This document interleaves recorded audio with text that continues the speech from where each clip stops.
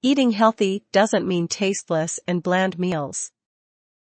How many times have you started a diet program only to find that it meant you'd have to eat food that was practically tasteless? Especially common among those miracle diet programs that promise you they'll ship out food to you that will get you to lose weight in record times. The end result normally ends up being bland food that you can barely stomach. No surprise then that after a week or less of having to choke down the food, you'd probably end up just wanting to quit your diet. But here's the good news: eating healthy does not mean that you have to resort to those tasteless, bland, and altogether uneatable meals that are so often found. In fact, it doesn't even mean that you have to go for the low-cal alternatives. At the end of the day, the truth is that you can eat healthy and lose weight, and still eat food that actually tastes great and makes you feel good. How is this possible? Well, we're going to tell you that, and more. Frankly speaking though, a lot of the problem stems from the fact that people inevitably end up falling for miracle diets. Really, this is where the slide down to tasteless, bland food begins. And who can blame them? After all, wouldn't you like to lose 20 kilograms in a week? Wouldn't you like to be slim with just a snap of your fingers? Yes, we'd all like that, but just remember, if something sounds too good to be true, then it probably is. In this case, certainly, it definitely is. Real, true, and healthy weight loss is something that does take some time and a little effort, but it can be achieved. And the truth is that it can be achieved in a way that doesn't involve starving yourself or choking down bland food.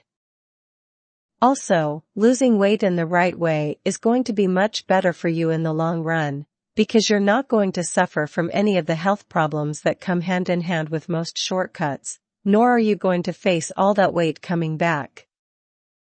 Or, to put it simply, it is the best way to lose weight.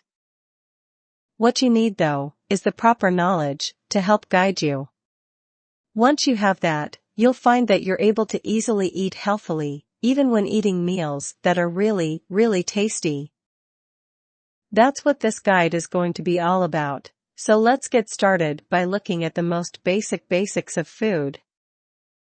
Calories 101, the art of eating to lose weight. One of the most misunderstood concepts of all, and the same one that contributes a lot towards misunderstandings about healthy eating, is that of calories.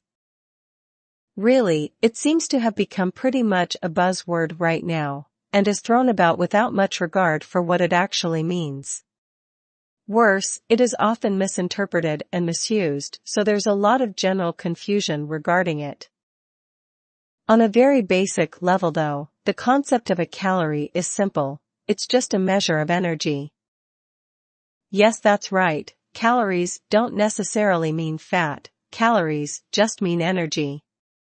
When your body consumes food, it converts it to energy, and the amount of that energy generated is measured in calories.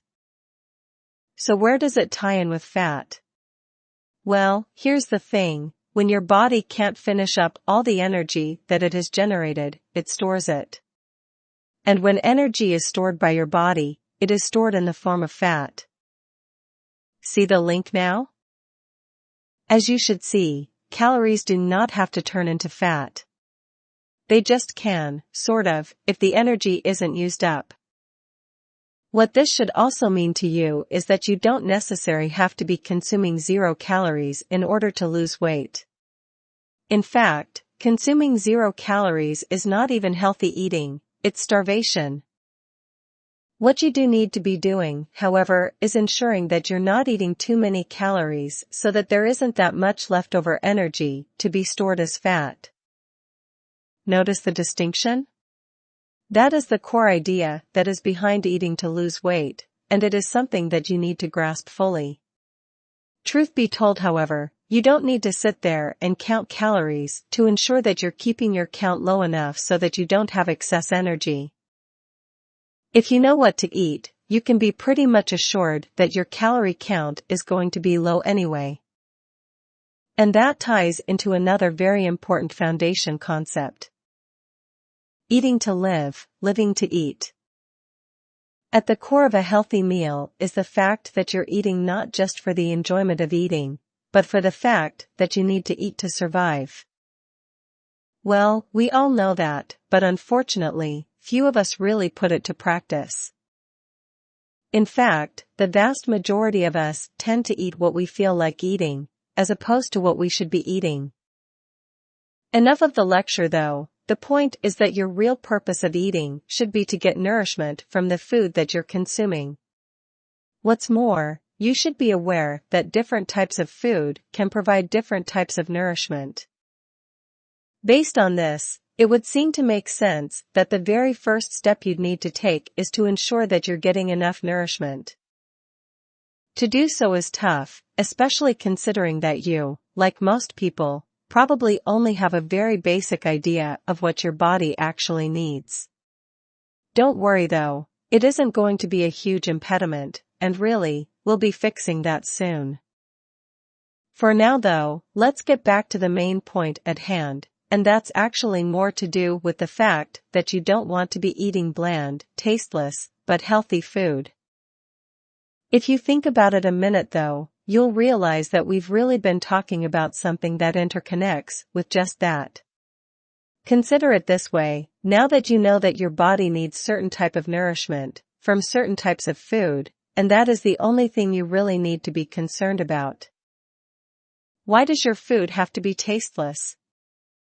Could it not be completely possible to build a tasty meal out that fills out all the nourishment requirements of the human body? Where does blandness even come into play, considering that it doesn't really affect the nourishment that a meal can provide? Of course, yes, you don't know enough about the different types of food that provide nourishment just yet, but we're slowly working our way towards that. And now that you have realized how crucial it is, let's start looking into it more deeply, shall we? An introduction to nutrients. Knowing what nutrients are necessary, and which ones aren't, is going to play a huge role in your understanding of how to end up being able to eat healthy, yet tasty, meals. Based on what we were discussing a minute ago, you should already have some idea why, so let's not rehash all that right now. Instead, let's get stuck in and start exploring the various nutrients that are contained in food, all of which play a role in the human body. Don't worry, this isn't going to be one of those bio-intense explanations. What we're interested in mostly is gaining an understanding of the nutrients themselves, so that you can see how to source each one. That way, you'll at least know what you should be eating. And from there, you should find all the following steps to be that much easier. So, let's see what's first on the plate. Carbohydrates. Generally speaking, carbohydrates are the biggest source of energy that you have. Before you think that this means you're going to have excess energy if you consume them, think again. End of the day, your body needs energy, no two ways about it, and carbohydrates are your ticket to getting that energy. All that you need to do is control your intake so that you're not getting too much energy. If you cut carbohydrates out entirely, you'll find that you're getting too little energy, and end up feeling lethargic, tired, and other unpleasant things.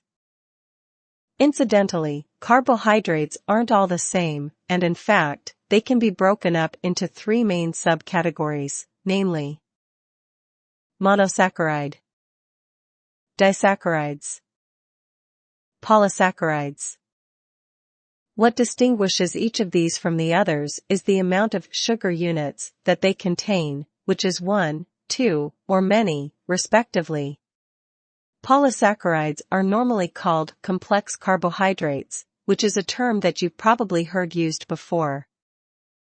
These complex carbohydrates are also sometimes called good carbs, because they're the kind of carbohydrates that you want to be eating. Basically, due to their longer sugar unit chains, they take longer to digest, which in turn causes less spikes in your blood sugar, and reduces your risk of things such as heart disease. Also, and more importantly as far as you're concerned, they help you get full faster, and ensure that you'll continue to feel full for longer. Not too shabby, is it? Basically, you can find these good carbs in practically any type of fruit, vegetables, beans, and whole grain products. So yes, those should be forming the bulk of your carbohydrate intake, if possible. Refined grains, on the other hand, don't share the same good carb criteria, so if possible, dodge them in favor of whole grains. Of course, although carbohydrates are important, there is another source of energy that is possibly as important, and it is fat. As much as that word probably makes you cringe, the simple truth is that fat is vital to your diet. And you should also be aware that you've probably been misled for quite a while regarding just how bad fats are, because the fact is, not all fats are bad for you. Working in tandem with carbohydrates, which we just mentioned, fats also help to give you that full feeling of satiation after a meal. In other words, having some fat around is going to make you feel more satisfied, and probably help you to eat less overall.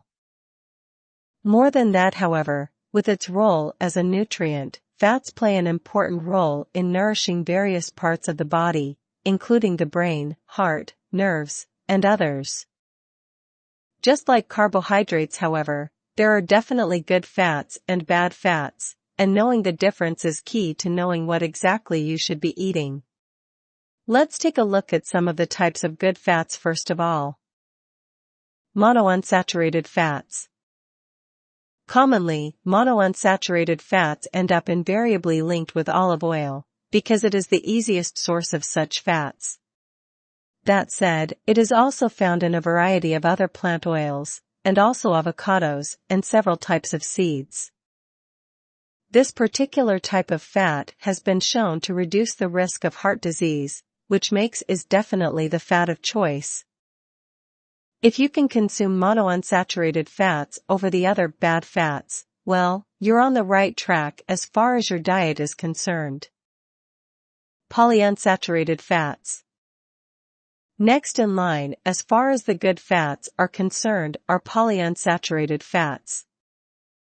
Just like monounsaturated fats, studies have shown that polyunsaturated fats can too reduce the risk of heart disease, and even dementia.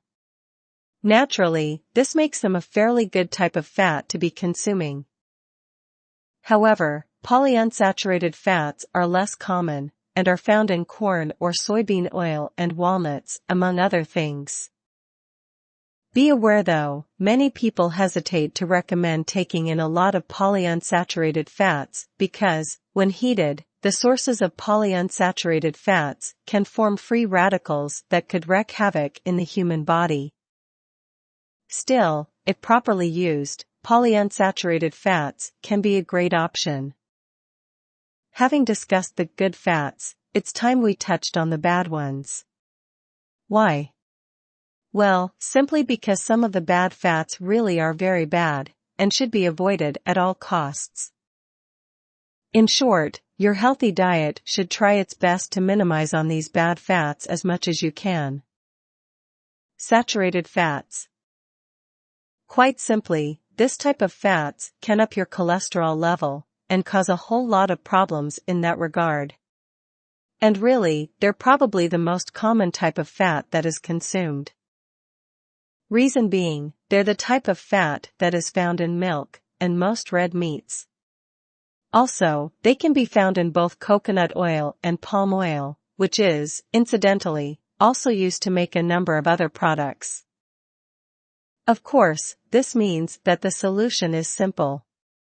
Instead of fatty red meat, go for lean meat, poultry without the skin, low-fat dairy products, or even fish. As far as oil goes, well, there are many alternatives, such as olive oil, corn oil, and other types of vegetable oils. Simple enough to dodge, don't you think? Trans fat. In many ways, this is the absolute worst type of fat that you could consume. Basically, not only does it raise your bad cholesterol, but it lowers your good cholesterol, which is far more dangerous than what saturated fat can do. Fortunately, trans fat is more rare, and it is found in hydrogenated products. Generally speaking, hydrogenation is something that is used quite widely in the food industry to produce various forms of crackers, snacks, baked food, and even some margarine. Be aware of this, and be sure to avoid such hydrogenated products whenever possible. Great! Now that you know enough about both good and bad fats, you should be able to consume more of the former, and dodge more of the latter. Even that alone should ensure that you're off to a great start. So, let's move on to our next nutrient, and that's going to be protein. Unlike fats and carbohydrates, proteins are slightly more complicated, but we're going to try to adapt as direct an approach as possible to discussing them. In a nutshell, protein isn't just divided into good proteins and bad proteins. Instead, protein is made up of amino acids, and it is these acids that are used for a huge number of functions within the body, primarily in the creation and maintenance of protein. Now, the body uses some amino acids consumed through the diet to produce other amino acids, and these other amino acids that can be produced internally are known as non-essential amino acids. However, some amino acids can't be produced internally, and must be obtained through your diet, and these in turn are known as essential amino acids. While it's crucial that you grasp this so that you understand the full importance of protein, you should also know that this doesn't mean you need to go around inspecting everything you eat to ensure it has all the amino acids that are essential. Why not? Well, that's because there are two types of proteins in general. Complete proteins, that contain all the essential amino acids. Incomplete proteins, that do not contain all the essential amino acids. Essentially, this means that if you can ensure that you're consuming complete proteins, as opposed to incomplete proteins, then you're on the right path. And really, complete proteins are all around you, with sources that range from meat, eggs, poultry, fish, milk, and some other dairy products, and many, many more. Some type of beans and nuts also work well as a source of protein. Remember, protein is also an energy source, so do not eat too much protein or you might find that all that excess energy ends up being stored as fat. Vitamins. Undoubtedly, you've heard of vitamins before. But have you heard of all the types of vitamins that are out there? Most people haven't, and that's largely because there are really quite a lot of them, numbering 13 in total. However, only 12 of them need to be worried about, because vitamin D is produced by the skin under sunlight, or more specifically, ultraviolet radiation. Still, 12 whole vitamins represent quite a challenge to document, and if we looked at each vitamin individually, we'd be here all day. As opposed to doing that, here's the best advice that you could get with regards to vitamins: eat lots of fruit and vegetables.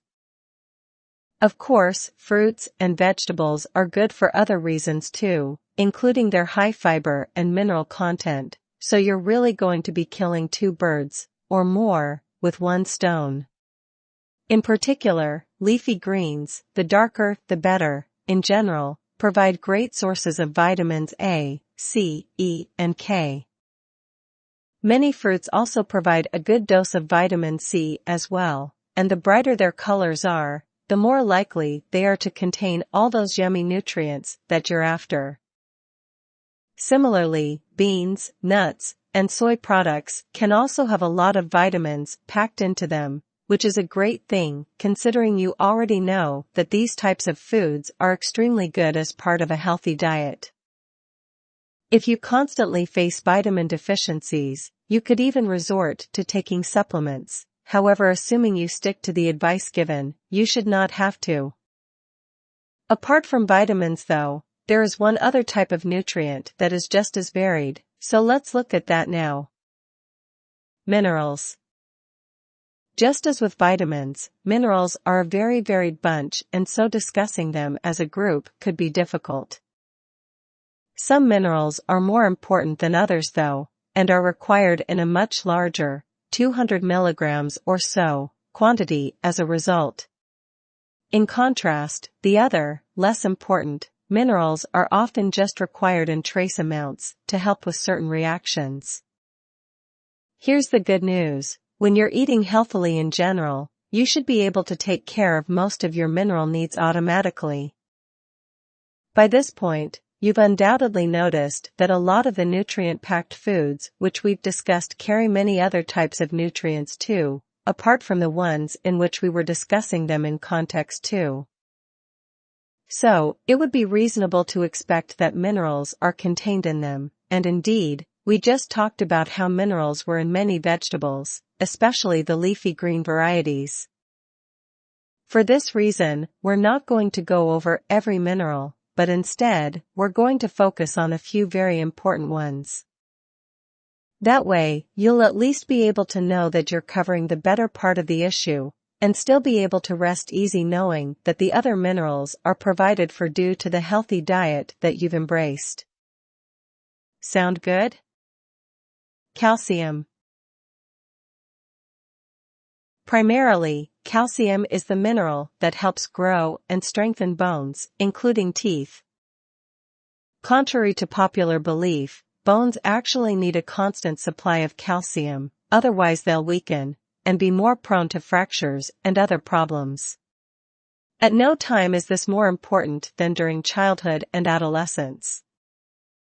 Seeing as the human body cannot manufacture calcium, you're going to have to rely entirely on your diet to provide it. And the main place in which calcium is normally found in a healthy diet would be milk and dairy products. Mind you, skimmed, low-fat, and no-fat milk all contain similar amounts of calcium as regular milk, so you can easily rely on those and keep your saturated fat and calorie content low. For vegetarians, vegans, or those with lactose intolerance, soy products form a suitable alternative source of calcium.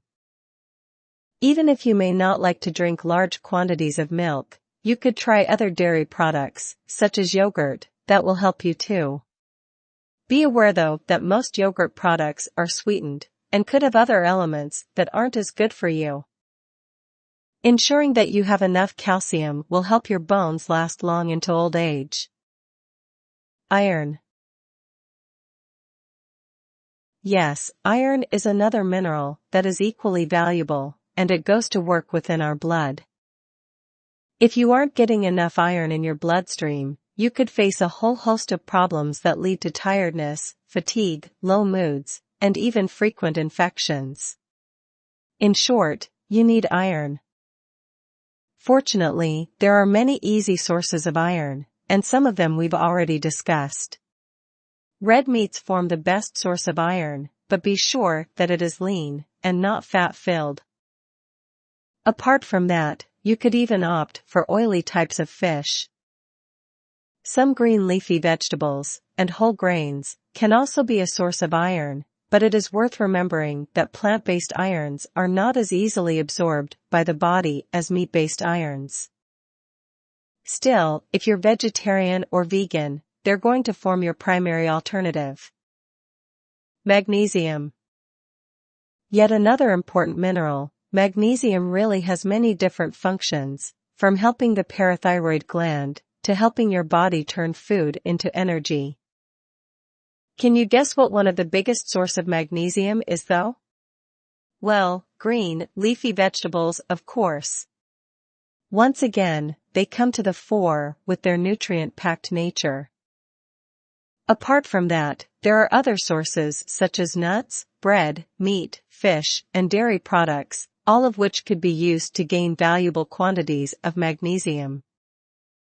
All in all, there is nothing tricky about consuming sufficient magnesium. Phosphorus. As a mineral, phosphorus is known for tying in with calcium to help produce strong bones and teeth. Thus, its importance is pretty much underlined by the fact that without it, your bones are going to be prone to the same sort of problems as calcium deficiencies could cause.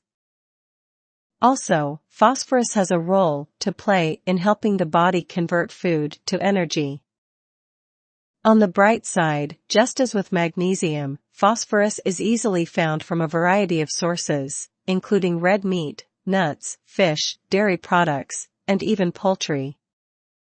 Chances are, you shouldn't have to worry too much about getting the right quantities of phosphorus, unless you're a vegan or vegetarian, in which case you might want to be sure to eat some nuts every so often. Salt.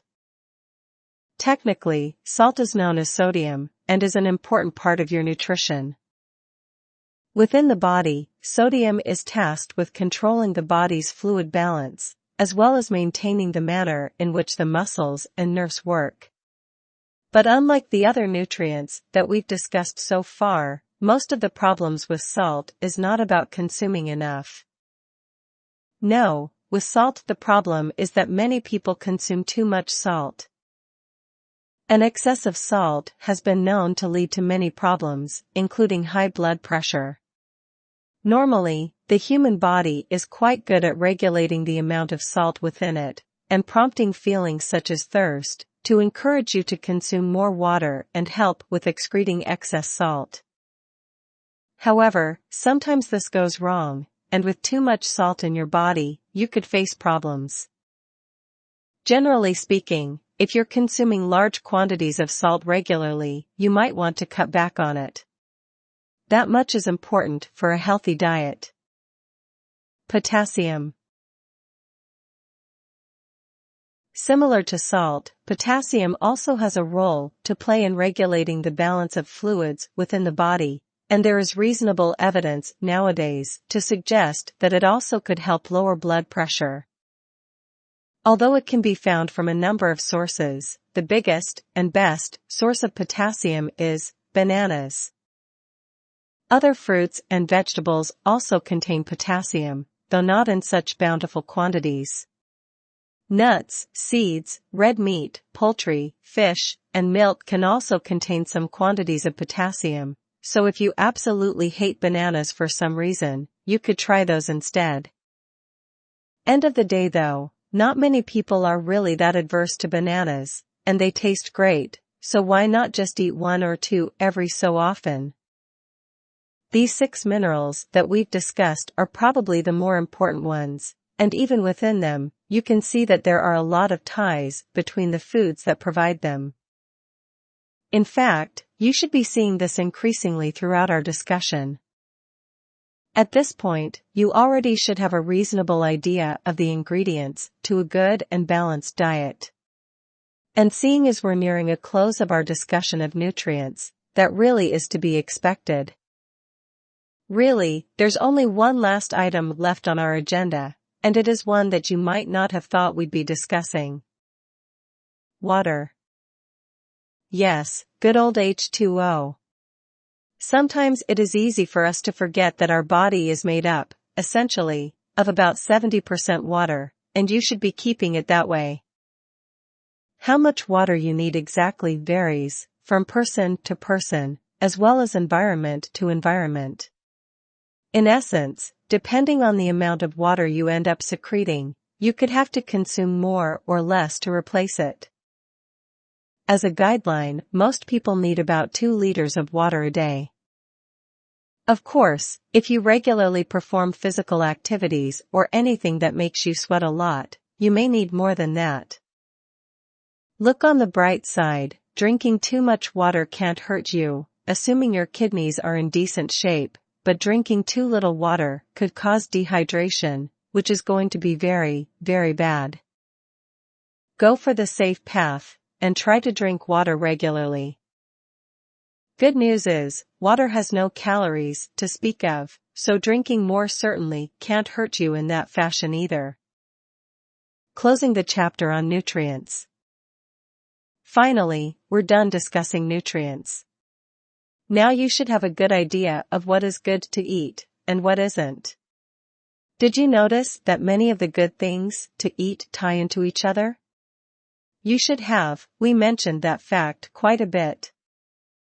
That alone is one of the main drives of our discussion about nutrients. Now you should realize that many of the types of food that you so often like to eat are healthy foods.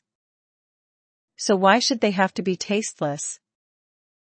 In fact, as you should see now, the second main point that should be made after discussing nutrients is that taste really doesn't come into it so much. Sure, some things, such as non-skimmed milk, are bad, but in the good column are pretty much most foods that you could name. That means that you could eat almost anything you want, in moderation of course. Right about now, it's time that we take the next step, and that is going to be the important one as far as this guide is concerned. Armed with the knowledge that you now have, it's time to look at taste in particular, and discover the final key to unlocking the secret of how to come up with tasty and yet healthy meals. After that, it is all up to you. Eating healthy, but tasty, meals.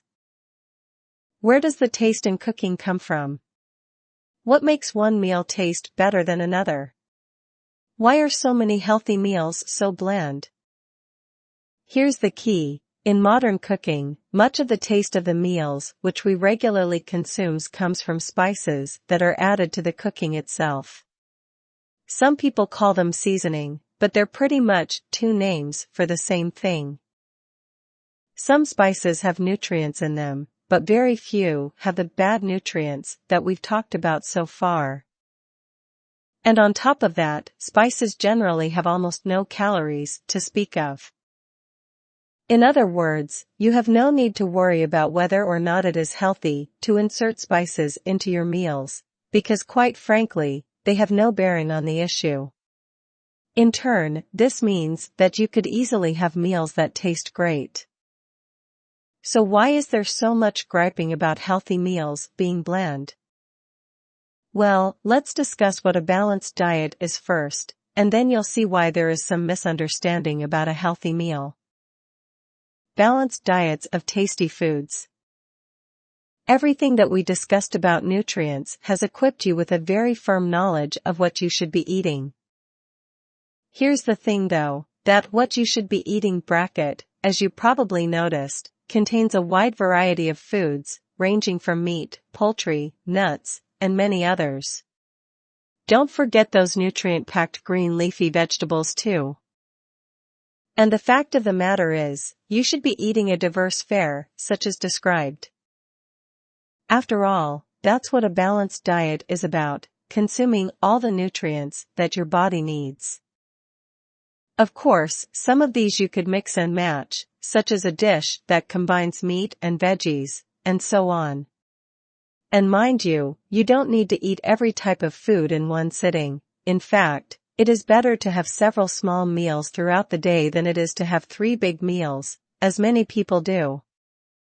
So with all the wealth of food types available to you as part of your healthy diet, don't you think that you could easily find tasty meals that contain them? Hint, the answer is most assuredly yes. Really, that's all there is to it. A healthy, balanced diet that provides you with all the nutrients necessary, but is tasty at the same time. With what you know about spices as well, that shouldn't even be tough to accomplish. Frankly, the only reason why many people end up torturing themselves by eating bland and tasteless meals for health reason is because they're unaware of the facts that lie behind good meals. Fortunately, you are now aware of everything that you need to know about nutrients, and so you're definitely not on that boat. Therefore, you're not going to be misled into thinking that you have to eat bland, otherwise you're not eating healthy. Before we leave you to it, let's wind up on everything that we've been talking about so far. Starting to eat healthy, right here, right now. To sum up this guide in a nutshell, here's what you should now be fully conversant with. Calories don't necessarily mean fat, they're just a form of energy. Only excess energy is stored as fat. Healthy eating is all about getting all the nutrients that your body needs to survive and be healthy in turn. The main types of nutrients that your body needs include carbohydrates, proteins, vitamins, fats, minerals, and water. Each is important. All of these nutrients can be found from a wide range of food. Some types of nutrients are bad and should be avoided, but these are pretty simple to isolate and exclude from a healthy diet. Spices, seasonings, and other things that make food tasty aren't going to make them unhealthy. A balanced diet is all about eating a diverse range of food throughout the day, so that your body gets all the nutrients it needs. All that sounds familiar to you? It should. It's been what we've been discussing over the course of the guide, and should illustrate to you, comprehensively, that healthy eating does not have to mean tasteless meals. So go out there and find meals that are healthy and yet fit all of the prerequisites that we've outlined.